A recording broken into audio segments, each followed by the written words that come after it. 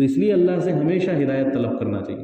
اللہ رب العزت نے دعا سکھائی ہے قرآن مجید کے اندر کہ ربنا لا تزغ قلوبنا بعد اذ ہدیتنا وہب لنا من لدنک رحمہ، کہ اے اللہ آپ کی ہدایت کے دے دینے کے بعد، آپ کی ہدایت مل جانے کے بعد ہمارے دلوں میں کوئی ٹیڑھ پیدا نہ فرما، وہب لنا من لدنک رحمہ، اور اپنی جانب سے ہمیں رحمت عطا فرما، اپنی جانب سے ہمیں رحمت عطا فرما، انک انت الوہاب، بے شک آپ بغیر استحقاق کے بہت زیادہ عطا کرنے والے۔ تو یہ دعا بھی اللہ تعالیٰ سے مانگنا چاہیے اور ہدایت بھی اللہ تعالیٰ سے مانگنا چاہیے، ورنہ ہدایت ایسی چیز ہے کہ اچھے اچھے لوگ گمراہی کے ساتھ دنیا سے چلے گئے۔ یہ تو اللہ کا احسان ہے کہ اللہ نے ہمیں مسجد میں لا کر بٹھایا، یہ تو اللہ کا احسان ہے کہ اللہ رب العزت نے ہمارے دلوں میں ایمان کی حلاوت پیدا کی، ایمان کا جذبہ اللہ رب العزت نے پیدا کیا ہمارے دلوں۔ تو اس نعمت پر جتنا شکر ادا کیا جائے اللہ رب العزت کا اتنا کم ہے، اس میں ہمارا کوئی کمال نہیں ہے، اس میں ہمارا کوئی کمال نہیں ہے۔ کہ حضرت جنید بغدادی رحمۃ اللہ علیہ کے شیخ تھے حضرت عبداللہ اندلوسی رحمۃ اللہ علیہ۔ اب وہ ایسے شخص تھے کہ ان کی وجہ سے اللہ رب العزت نے لاکھوں لوگوں کو ہدایت سے سرفراز فرمایا تھا، لاکھوں لوگوں کو ہدایت ملی تھی ان کے ذریعے سے۔ اور جب جنید بغدادی کے شیخ تھے تو کیا شخصیت ہوں گی پھر، ہے نا؟ جب ان کے شاگرد اتنے پہنچے ہوئے تھے، اتنے اللہ والے تھے، تو وہ کیسے ہوں گے؟ تو ایک مرتبہ وہ ایک جگہ سفر سے گزر رہے تھے تو انہوں نے دیکھا کہ صلیب کے نشان لٹکے ہوئے، کراس کے، جو عیسائی لوگ استعمال کرتے ہیں، جو ان کے گلے میں لٹکا ہوا ہوتا ہے۔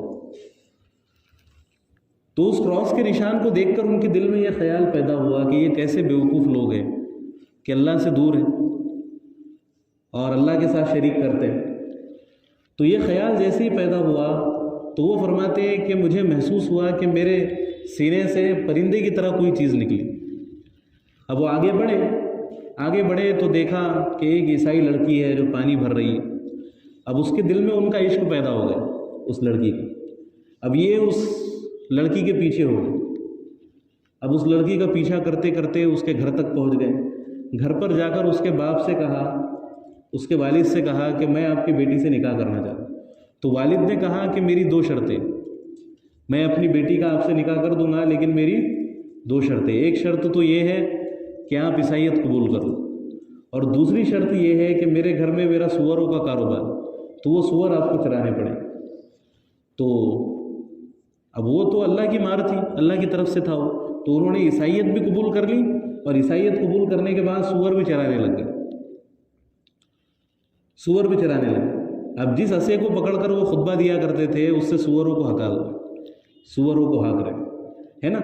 اور لاکھوں حدیثیں یاد تھی لیکن ساری حدیثیں بھول گئے، اور قرآن مجید کے مکمل حافظ تھے لیکن ساری آیتیں بھول گئے، صرف ایک آیت یاد تھی، وَمَن يُهِنِ اللَّهُ فَمَا لَهُ مِن مُكْرِمٍ، کہ جسے اللہ ذلیل کرے اسے کون عزت دے سکتا ہے، جسے اللہ ذلیل کرے اسے کون عزت دے سکتا ہے۔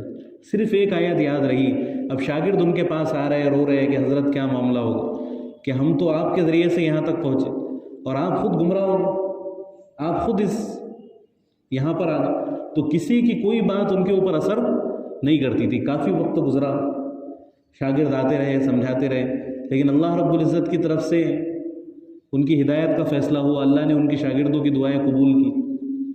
تو پھر حضرت جنید بغدادی رحمۃ اللہ علیہ ان کے پاس پہنچے اور ان کو سمجھایا، نصیحت کی۔ اللہ رب العزت نے دل کو کھولا، انہوں نے کلمہ پڑھا، دوبارہ مسلمان ہوئے اور خوب روئے اللہ کے سامنے، خوب سجدہ کیا اللہ کے سامنے، اور ساری چیزوں کو چھوڑ کر وہاں سے واپس آ گئے۔ اور پھر اللہ رب العزت نے وہ ساری نعمتیں بھی واپس فرما دی۔ حافظ قرآن تھے، قرآن بھی یاد آ گیا، احادیث بھی ذہن میں آ گئی، ساری چیزیں آ گئی۔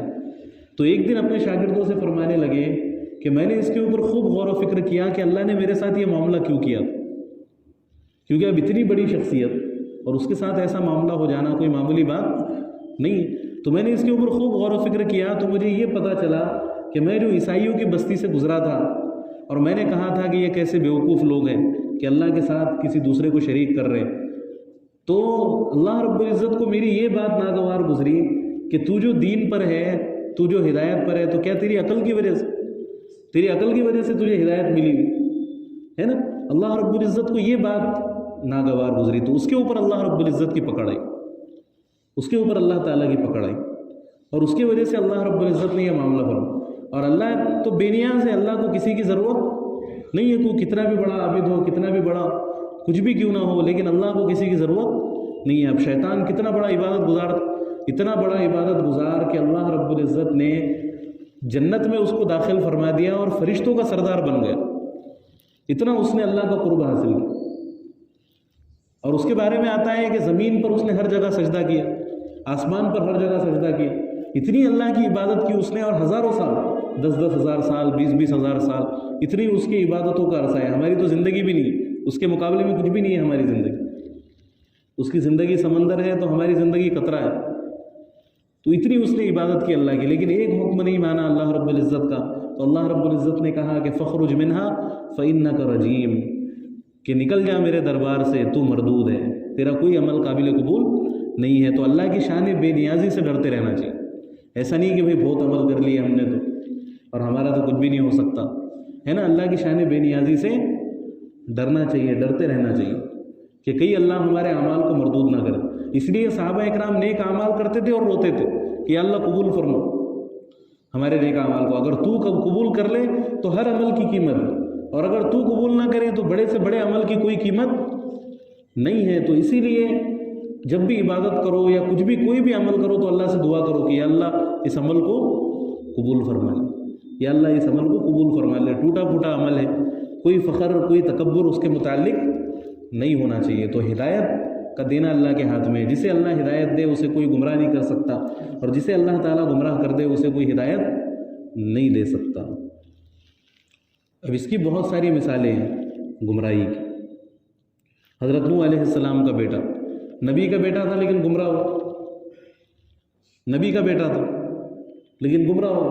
अबू तालिब नबी के चचा थे, और चचा भी ऐसे नहीं कि भाई आजकल के चचाओं के जैसे, बल्कि मुशफ़िक़, मेहरबान, 42 साल तक नबी सल्लल्लाहु अलैहि वसल्लम की खिदमत की।